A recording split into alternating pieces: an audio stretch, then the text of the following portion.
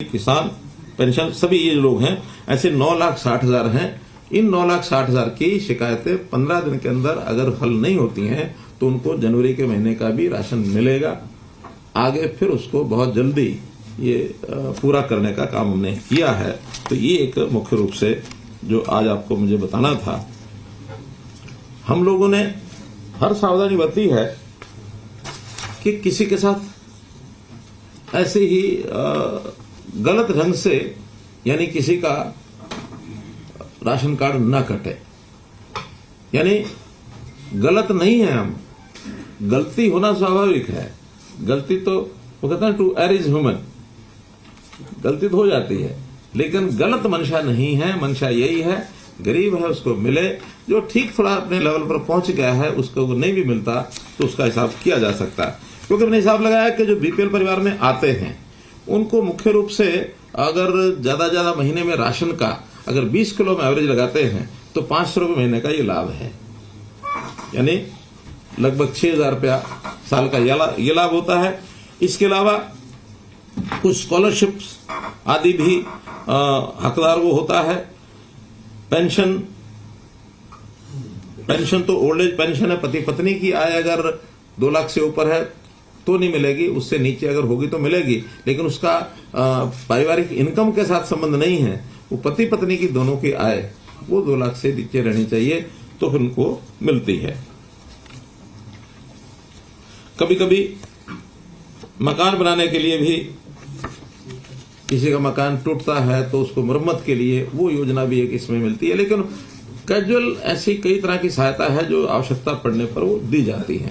जैसे चिरायु है, मानो ये योजना हमारी आयुष्मान है, ये भी 180 से नीचे है, लेकिन ये जरूरी नहीं कि हर किसी को लाभ होगा। इसका तो जब आवश्यकता पड़ेगी तब होगा। हाँ, सरकार जो है इसका एवरेज लगभग 1,550 रुपया पर परिवार, इतना खर्च जो है वो इसमें आता है। अर्थात 29 लाख का अगर मैं हिसाब लगाऊं तो 100 रुपया लगता है तो 29 करोड़ हो गया, और 1,500 रुपया है तो 15×3=45, 450, यानी 500 करोड़ के आसपास इसमें सरकार का खर्च ये आता है। तो हर परिवार के नाते से उसका हम 1,550 रुपए के आसपास अभी भरते हैं। ये हर साल उसकी प्रीमियम जो है वो कैलकुलेट किया जाता है। अगले वर्ष में थोड़ा ज्यादा हो सकता है, लेकिन अभी लगभग हर परिवार के नाम से 1,550 रुपया वो जा रहा है। तो मोटे रूप से सारे भी लाभ हम मिला लें तो ऐसा कोई लगभग 6,000-7,000 रुपया साल का, 8,000 रुपया साल का, इतना ही लाभ परिवार को मिलता है। तो मैं हमेशा अपील करता हूं कि जो स्वयं पैसा अपना कमाने लग गया है और वो 180 से ऊपर पहुंच गया है तो उसको ये 8,000 रुपया छोड़ करके ऐसे आदमी को लाभ दिलाना चाहिए जो गरीब है, जिसकी आवश्यकता ज्यादा है।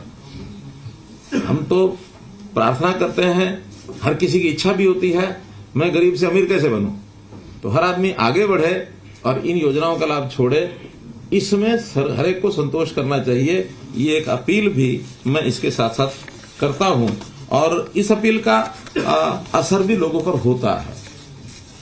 कुछ ऐसे भी आह्वान मैंने किया था, अगर किसी का गलत बीपीएल बन गया है 81 से नीचे तो वो अपने आप आकर के सरेंडर भी करे। अभी ज्यादा तो नहीं, 8-10 केस ऐसे आए हैं कि जिन्होंने सरेंडर किया है कि हमारी इनकम तो इससे ज्यादा है, आपके असेसमेंट में 81 आ रही है, हमारी इनकम ज्यादा है। लेकिन गलतियां भी हैं। उन गलतियों में छोटे बच्चों के सामने भी उनका व्यवसाय लिख दिया गया, ये सरकारी कर्मचारी है, या छोटे बच्चे की इनकम लाख रुपया साल की है, 2 लाख की साल की है। तो ऐसी गलतियां होती हैं, वो गलतियों को ठीक करने के लिए हो सकता है कई लोग अपना व्यवसाय बच्चों के नाम पे करते हैं तो वो एंट्री तो हो जाएगी, हो सकता है। आपकी बात अगर ध्यान करें तो छोटे बच्चों के नाम से, जैसे मानो बैंक में अकाउंट खुलवा दिया बच्चे के पैदा होते ही, और किसी के पास पैसा है तो उसने उसके नाम की एफडी करा दी। अब एफडी कराएगा तो 6-7% तो ब्याज बैंक का मिलता ही है। 1 करोड़ की एफडी में 7 लाख रुपए साल का मिल जाएगा। बिजनेस भी करते हैं सर, बच्चों के नाम से गार्जियन कंपनियां बढ़ा लेते हैं। हाँ, वो बच्चों के नाम पे लोग करते हैं। चलिए, लेकिन हमारा तो कहना है कि जो वास्तव में गरीब है उसका हक नहीं मारा जाना चाहिए, और जो अमीर है वो अगर बाहर निकलता तो कोई बात नहीं है, वो उसके ऊपर प्रभु की कृपा है, वो और आगे बढ़े, यही हमारे लिए हमारी उसके लिए एक जिसको कह सकता हूं कि कामना है, प्रार्थना है। हमेशा कोई बीपीएल है तो बीपीएल बना रहे, ये तो कोई इच्छा नहीं है किसी की भी। बीपीएल कैसे एपीएल बने। हमारी बीपीएल की संख्या घटती जाए तब हमारे प्रदेश की प्रगति है। अगर बीपीएल की संख्या बढ़ जाए तो प्रदेश पीछे जा रहा। हाँ, उसके कारण से हो सकता है जैसे एक 20 से एक 80 हमने किया है, अगर ज्यादा घटते तो हो सकता है लिमिट हमको बढ़ानी पड़ेगी, क्योंकि मैं समझता हूं कि 30 और 40% एक ऐसी संख्या होती है जिसकी मदद होनी ही चाहिए ताकि ऊपर वालों के साथ मिल जाए।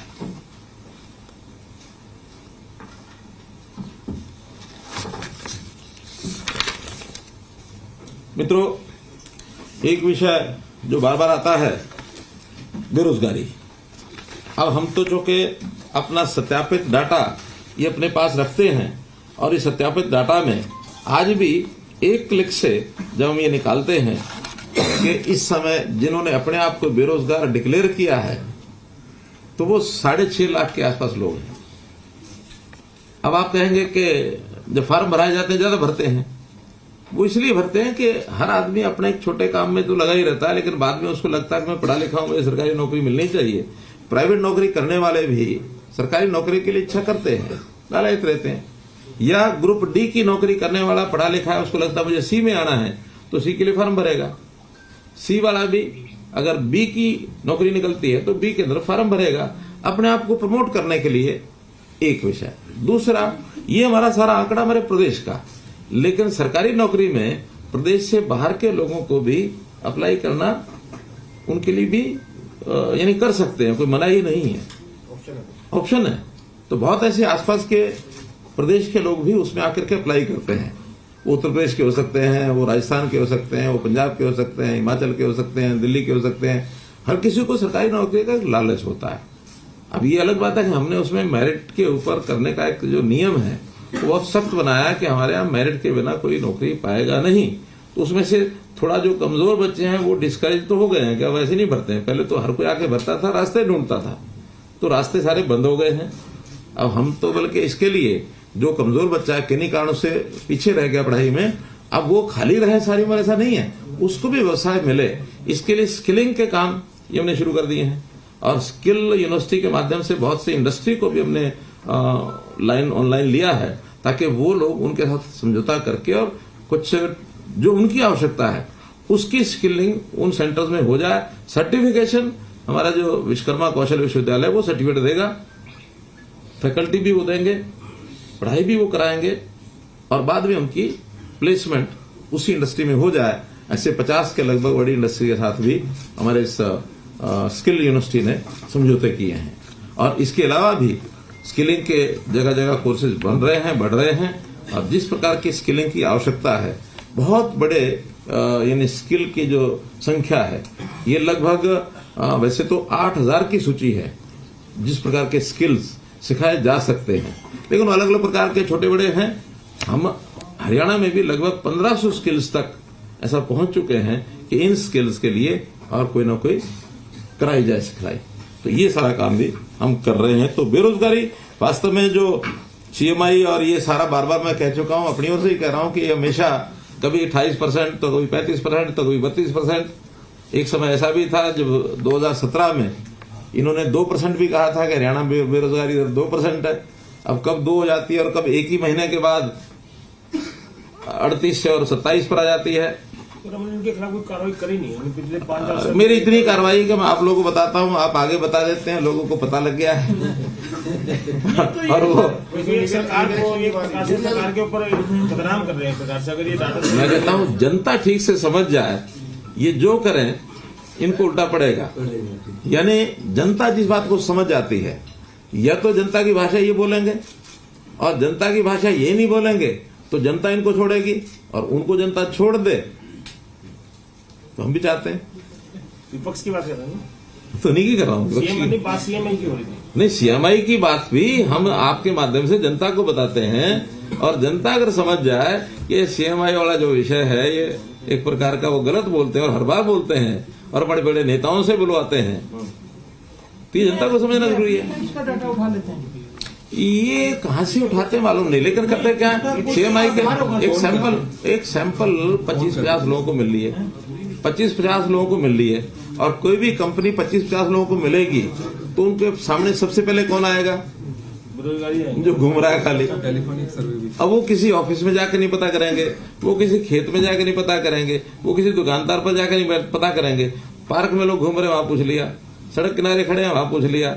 तो पार्क में घूमने वाले, सड़क किनारे खड़े होने वाले, मौज मस्ती करने वाले, पर हम लीगल कोई एक्शन नहीं, नहीं ले ये सकते। हरियाणा के साथ ही भेदभाव कर रहे हैं सर। जैसे गुजरात का हमने 2-2.5%, गुजरात उत्तर प्रदेश का भी और का- मैंने बताया हमारा भी 2% बताया था, कुछ गड़बड़ कर रहे हैं। हमारा भी 2% का भी बताया था। आपके साथ बनती नहीं। लेकिन वो हो सकता है कोई अपेक्षाएं कहीं उनसे पूरी हो जाती हो, कहीं ना होती हो। अब आपका ऑलरेडी डाटा ये 6.5 लाख का है सीएम साहब। राहुल गांधी 6.5 लाख, आज से 6 महीने पहले 6.5 लाख था। अब वो अदल बदल होती रहेगी, क्योंकि हर साल एक इसमें वृद्धि होती है। लगभग 4 लाख रोज नौजवान हर साल अपने जीवन को बढ़ाने के लिए अपनी एक आयु को पार करते हैं। हमारी जो जन्म दर है वो 4.5 लाख है। 18 वर्ष के बाद वो संख्या 4 लाख बढ़ जाती है। 4 लाख के बाद कुछ लोग ऐसे होते हैं जो अपने पैतृक व्यवसाय में चले जाते हैं, कुछ अपने प्राइवेट नौकरी में चले जाते हैं, कुछ सरकारी नौकरी में जाते हैं। ऐसे सबका कुछ स्किलिंग करके अपना अपना काम शुरू करते हैं। यानी अब देखिए एक आंकड़ा और बताता हूं आपको मैं। 2014 से लेकर इस समय तक जो प्राइवेट इंडस्ट्री है, खास करके एमएसएमई, 50,000 से ज्यादा इंडस्ट्री हमारी लगी है। और इसके अंदर जो टोटल रोजगार और स्वरोजगार 8 साल में 33 लाख और 6,000 लोग इनको रोजगार मिला है। अब ये 33 लाख 6,000 सारे एकदम फ्रेशर होंगे ऐसा नहीं है। हो सकता है इसमें से कुछ ऐसे भी हों, एक जगह छोड़ के दूसरी जगह गए हों। उसमें छोड़ने वाला नहीं लिखा जाता, जो नया जुड़ जाता वो है। उद्योग में 12.5 लाख है। स्टार्टअप इंडिया स्कीम में 4,000 है। स्टैंड अप इंडिया में 4,000 है। प्रधानमंत्री मुद्रा योजना में जिन्होंने लोन लिया है 16,85,000 लोग हैं। लोन लिया है तो काम के लिए लिया होगा, कोई घर के लिए तो नहीं लिया। तो इसलिए ये भी स्वरोजगार में आए हैं। प्रधानमंत्री स्वनिधि में 38,000 लोग। अब ये कौन है जो रेडी फड़ी पहुंचे वाले, 38,000 वो लोग हैं। सक्षम युवा में 1,71,000 लोग। अब ये ठीक है, सक्षम युवा एकदम रोजगार नहीं है, लेकिन 100 घंटे का काम है, 6,500 या 9,000 रुपया 7,000 रुपया उनको मिलता है, तो इतने लोगों को वो भी काम मिला है। सक्षम सारथी योजना 78,000। अंत्योदय उत्थान मेले जो मैं बता रहा हूं कि अभी हमने जो मेले लगाए हैं 34,000 लोग वो हैं, उनको लोन अभी लेके दिया है। तो इस प्रकार से ये 33,000 लोग अगर 8 साल में लगे हैं तो 4 लाख हर साल हो गए। सरकारी नौकरी 1 ही लाख है, तो सरकारी नौकरी में तो 1-1.25 लाख से ज्यादा हो नहीं सकते। हर साल 20,000, 15,000, 20,000।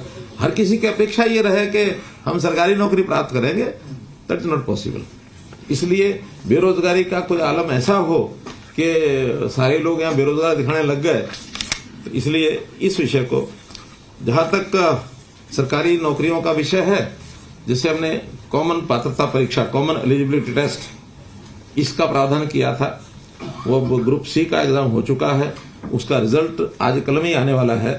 रिजल्ट में कंपनी ने जो हमें मैसेज हमने पूछा है कि भी कब आप घोषित करेंगे, तो उन्होंने कहा कि हमारा रिजल्ट जो परीक्षा का होता है वो तो तैयार है। अब उसमें कुछ आंकड़ा उन्होंने हमारे से मांगा हुआ है कि रिजर्वेशन जिनकी कैटेगरीज की है उनके कौन कौन से रोल नंबर हैं, और उसमें भी कुछ उनका पिछला जो बैकलॉग होता है उसके हिसाब से हमको उसकी थोड़ा निश्चित करना होता है कि भी कौन से वर्ग के ज्यादा जाएंगे, कौन से कम जाएंगे, कौन एक्स सर्विसमैन है तो कौन से होंगे, स्पोर्ट्स पर्सन है तो कौन से होंगे। वो सारा डाटा उनको उपलब्ध करा दिया है, और मुझे लगता है 1 आध दिन में सारा करके और वेबसाइट पर डालेंगे। हर कोई अपना नंबर देख करके कि कौन एलिजिबल हो गया है, यानी 50% और 40% की 2 कंडीशन है, वो एक उसमें डालेंगे। हाँ, सोशियो इकोनॉमिक वो भी हमको उनको देना है कि जो 5% मार्क्स सोशियो इकोनॉमिक जो जिसका जो पात्र है वो उनको देंगे, ताकि उसमें जुड़ करके फिर मेरिट बनेगी, और उस मेरिट में इसके तुरंत बाद एडवर्टाइजमेंट ग्रुप सी की निकलेगी।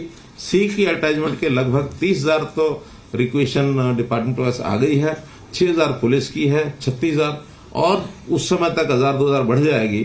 तो इस प्रकार से लगभग 36 और 40 के बीच में ये नौकरियां ग्रुप सी की अगले टीजीटी के अलग है 74। टीजीटी के अलग है, बिल्कुल ठीक है। तो 36 और 43 इसी साल में जो आपने बताया सर, इसी साल में हो जाएंगी। ग्रुप सी के इस पात्रता में से वो अगला जो रिजल्ट है उसी में से यानी परीक्षा हो जाएगी। फिर है ग्रुप डी। ग्रुप डी की भी एडवर्टाइजमेंट कभी भी निकल सकती है, क्योंकि उसमें रिक्वेशन लगभग सबकी जा चुकी है। हम चाहते हैं कि ग्रुप सी की नौकरियां घोषित होने के बाद और ग्रुप डी का सीईटी हो, ताकि ये लोग दोबारा से जो सी में चुने जाएंगे, यानी जिनकी सिलेक्शन हो जाएगी, वो उनमें परीक्षा के लिए न जाए। वरना हर किसी की इच्छा होती है, पता नहीं सी में मिले ना मिले, डी में भी चले जाओ। तो कम से कम ये जो 30 से 40 या 40-45 हजार जो नौकरियां लग जाएंगी, इनको फिर सी में परीक्षा देने की दोबारा जरूरत नहीं है। बाकी लोग दोबारा देंगे। 3 साल के लिए ये जो कॉमन पात्रता परीक्षा है, ये उसी एक बार परीक्षा में उनको लगातार वो रह सकते हैं। तो ग्रुप सी का भी तो होगा फिर हर साल होना सी वो हर साल का होना, लेकिन इनका 1 साल होने के बाद इनकी मेरिट 3 साल तक लागू रहेगी। इम्प्रूव करने के लिए कर सकते हैं। तो इस साल भी होगा ना ग्रुप सी का? तो होगा ना, ग्रुप सी का इस साल फिर होगा। यानी पहले डी, इस साल वाला डी होगा, फिर सी होगा, अगले साल फिर डी होगा, फिर सी होगा। साल में कितनी हो जाएगी सर टोटल भर्ती? मैंने बताया कि अभी जैसे ग्रुप सी की 42-43, डी की ज्यादा नहीं होंगी, 15-17-20 के आसपास होंगी। कारण क्या कि ग्रुप डी की हमने 18,000 2 साल पहले की थी। तो ये तो बैकलॉग कुछ ज्यादा हो जाता है, सी का बैकलॉग ज्यादा है, कुछ कोविड के कारण से, कुछ वैसे कारणों से। 4 साल पहले ग्रुप डी की 19,000। वैसे भी ओवरऑल ग्रुप सी में संख्या ज्यादा है एम्प्लॉइज की, ग्रुप डी में उतनी नहीं है। हाँ जी, वही तो मैंने बताया। 6.5 लाख कितने प्रतिशत बनता है? अब देखिए, इसको भी बड़ा एक मैजिक सा एक आंकड़ा आएगा। अब 6.5 लाख आप 18 साल और 60 साल के बीच की संख्या का अगर प्रतिशत निकालेंगे तो ये लगभग 6% बैठेगा, क्योंकि 1.25 करोड़ आबादी होती है। और अगर इसको 2.5 करोड़ से हिसाब से निकालेंगे, 2.25 करोड़ के हिसाब से, 2.5%, तो 2.5% हो जाएगा, कम हो जाएगी परसेंटेज। लेकिन हम वास्तव में चाहते हैं कि 18 से 60 के बीच में ही निकाली जाए, क्योंकि जो वर्किंग एज ग्रुप जो होता है वो 18 से 60 ही होता है। तो 18 से 60 के बीच में अगर करेंगे तो ये लगभग 6% के आसपास बैठेगा। ये तो वो डाटा है जो पढ़ा हुआ है या नहीं पढ़ा हुआ, 18 से 60 के बीच में उसने अगर कुछ लिखा हुआ मैं रोजगार नहीं कर रहा, तो वो ये डाटा है। हाँ, जो उसने लिखा मैं बेरोजगार हूँ, क्या वो पढ़ा है या नहीं पढ़ा? हाँ, उसमें कुछ नहीं। एक विषय इसमें है कि जो हमारे टेंडरिंग है, यानी ई टेंडर व्यवस्था, और खास करके पंचायतों के इस विषय को लेकर के, और एक योजना जो हमने बनाई है, जो अभी जिसकी आज मैं घोषणा कर रहा हूं, ताकि वो आपके माध्यम से और सबको जानकारी मिल जाए। तो इसके अंदर हमने 2 प्रकार के काम पंचायतों के भी और नगर पालिकाओं के ये बनाए हैं कि एक काम तो उनकी अपनी जो इनकम है वर्ष भर की, जो बजट उनका अपना है उसका, और दूसरा है जो स्टेट का बजट होता है। तो जो उनका अपना बजट है वो एक निश्चित मात्रा में है, उसके अंदर state finance commission SFC, central finance commission CFC, साथ में फिर 1% उनको स्टाम्प ड्यूटी में से मिलता है, कुछ उनको बिजली का शुल्क मिलता है, और इस प्रकार के कुछ नहीं, एक्साइज का नहीं है। अब तो उनके को किराए की इनकम है, और क्या इनकम होती है, SFC, CFC, वो तो हो गया, SFC CFC। हाँ, तो जो भी इनकम उनकी अपनी मानी जाती है, उसमें हमने तय किया है कि अब आगे से एडमिनिस्ट्रेटिव अप्रूवल वो जो संस्था का हेड है उसके लेवल पर उनकी मीटिंग में अपने आप करेंगे, स्टेट गवर्नमेंट उसमें हस्तक्षेप नहीं करेगी। यानी गांव का अगर पैसा है तो गांव का सरपंच अप्रूव करेगा, पंचायत समिति का है तो पंचायत समिति का चेयरमैन अप्रूव करेगा, और जिला परिषद का है तो जिला परिषद का चेयरमैन करेगा, with resolution of their body. यानी सरपंच पंचायत से पास कराएगा, पंचायत समिति पूरी है वो उसको पास करेगी तो अप्रूवल देंगे, और जिला परिषद की जो बॉडी है वो रेजोल्यूशन पास करेगी और अप्रूवल जिला परिषद का चेयरमैन देगा। अप्रूवल के लिए अब स्टेट में कहीं नहीं आएगा। पहले ये डायरेक्टर के पास आते थे, सेक्रेटरी के पास आते थे, कुछ जगह पर मंत्री भी उसको अप्रूव करते थे, हमने उसको सारे को छोड़ दिया है। तो बहुत बड़ी एक राहत डिसेंट्रलाइजेशन की तरफ हम आगे बढ़ रहे हैं। 25 वाला नहीं सुना, पहले 25 लाख होगा नहीं होगा। सुनो, अभी तो अप्रूवल बताया मैंने, अभी अप्रूवल बताया, वो बता रहा हूँ सारा। अभी अप्रूवल बताया, अप्रूवल जितनी भी राशि है उस सारे का अप्रूवल, छोटा काम बड़ा काम वहां की बॉडी अपने आप करेगी। हाँ, वो करेगा। अब इसके बाद विषय आता है कि उसका एडमिनिस्ट्रेटिव अप्रूवल तो ये हो ही गया, फिर है इसका टेक्निकल अप्रूवल। टेक्निकल अप्रूवल में इसके स्लैब्स बनाए हैं। 2 लाख रुपए तक टेक्निकल अप्रूवल जूनियर इंजीनियर दे देगा और कोई उसके लिए टेंडर नहीं होगा। जेई जो है उसको अप्रूव कर देगा कि हाँ ये काम है, 2 लाख के अंदर 1 का है, 1.5 का है, जितना भी है वो सरपंच और जेई वो मिलकर के वो अपने आप करेंगे। एडमिनिस्ट्रेटिव तौर पर सरपंच के साथ इस काम में पंचायत ग्राम सचिव वो भी रहेगा, क्योंकि ग्राम सचिव का काम भी गांव के ही लेवल पर होता है, सरपंच के लेवल पर होता है। एक प्रकार का गांव का चीफ सेक्रेटरी ग्राम सचिव होता है।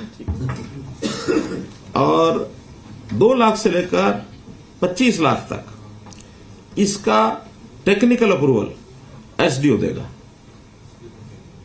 इसमें भी स्टेट का कोई रोल नहीं रहेगा। एसडीओ वो भी पंचायती राज का होता है, पंचायतों का होता है, वहीं रहेगा, उनके साथ ही जाएगा। लेकिन ये टेंडरिंग से होगा, अप्रूवल देने के बाद ये टेंडरिंग से होगा। शॉर्ट टर्म टेंडर होंगे, शॉर्ट टर्म टेंडर में वही स्थानीय टेंडर जो हैं लोगों को मिल जाए, उसकी क्लासिफिकेशन की गई है। ये जो HEW पोर्टल है, HEWP, इसमें हर एक एरिया के जो टेंडर हैं डिस्ट्रिक्ट वाले वो डिस्ट्रिक्ट में करेंगे, जो छोटे टेंडर हैं एक सीमा से आगे बड़े टेंडर्स को सबके लिए खोला जाएगा, फिर कहीं का भी आए। लेकिन 2 लाख से 25 लाख ये जिले के जितने भी कंट्रैक्टर हैं उनकी बड़ी संख्या होती है और सब लोकल करते भी रहते हैं। इसमें नए लोग भी आ सकते हैं। जो पहले कंडीशन लगाई गई थी कि इसका इतना होना चाहिए, उसकी कैपिटल होनी चाहिए, इतना काम का एक्सपीरियंस होना चाहिए, 3 साल पुराना होना चाहिए, तो नए लोगों को उसमें एंट्री नहीं मिलती है। हाँ, पुराना आदमी केवल एक अपना वो लिख के देगा कि हाँ इस काम को करने में उसके पास जो एम्प्लॉइज हैं, उसका जो इंजीनियरिंग डिपार्टमेंट है उसमें क्वालिफाइड आदमी है। क्योंकि बिना क्वालिफाइड आदमी के तो आदमी 10 लाख का काम भी तब भी नहीं कर पाएगा। उसके लिए उसको क्वालिफाइड आदमी रखना एक जरूरी होगा, वो उसकी ही लेवल पर ही सारी चीजें होंगी। और 25 लाख से 1 करोड़ इसकी टेक्निकल अप्रूवल एक्शन देगा। एक्शन भी उस जिले में ही रहता है, जिले से बाहर नहीं होता है, तो अप टू 1 करोड़। बहुत गांव तो ऐसे हैं जो 1 करोड़ से बड़ा काम कराते ही नहीं है, क्योंकि इससे बड़े कामों का ना कोई बजट है ना कोई ऐसे काम होते हैं, वो तो बाकी डिपार्टमेंट अपना कराते हैं। गांव के काम तो गली है, नाली है, सर कोई वहां तालाब है या कोई छोटा मोटा ग्राम पंचायत के जो काम होते हैं वो इससे बड़े नहीं होते हैं। फिर भी कोई बड़े बड़े गांव हैं, सपोज 10,000, 15,000, 20,000 की आबादी के, तो वहां 1 करोड़ से 2.5 करोड़ ये एससी करेगा और 2.5 करोड़ से ऊपर ये चीफ इंजीनियर करेगा एडमिनिस्ट्रेटिव अप्रूवल। लेकिन एडमिनिस्ट्रेटिव अप्रूवल तो वहीं देगा, technical approval chief engineer level तक भी बहुत बड़े काम है वो जाएंगे। कुछ गांव के अंदर एफडीज होती हैं, जमीन एक्वायर होगी उनकी, कोई भी इनकम आई तो कहीं 10 करोड़, कहीं 20 करोड़, कहीं 50 करोड़, इसमें अप टू 50 लाख ये डिप्टी कमिश्नर उनकी एप्लीकेशन पर अपने आप रिलीज कर सकता है साल का एक बार, साल में एक बार 50 लाख। इससे ज्यादा कराना होगा तो फिर डिप्टी कमिश्नर स्टेट में भेजेगा कि किसी गांव में एक साथ वो पैसा निकाल करके बिना किसी जरूरत के ऐसे ही ना लगा दें, है वो उसी गांव का, लेकिन हर साल 50 लाख, या अगर ज्यादा बड़ी एफडी है तो अप टू 10%। मानो 5 करोड़ से ऊपर अगर है तो 10%, 10 करोड़ तो 1 करोड़, 20 करोड़ तो 2 crore, 10% whichever is higher, 50 lakh और 10% विच एवर इज हायर, इतना वो हर साल गांव में लगा सकता है। उसका एडमिनिस्ट्रेटिव अप्रूवल भी वो देंगे, बाकी सारा काम भी वो करेंगे। इससे 10% से ज्यादा अगर करना होगा तो अगेन स्टेट से परमिशन वो लेंगे।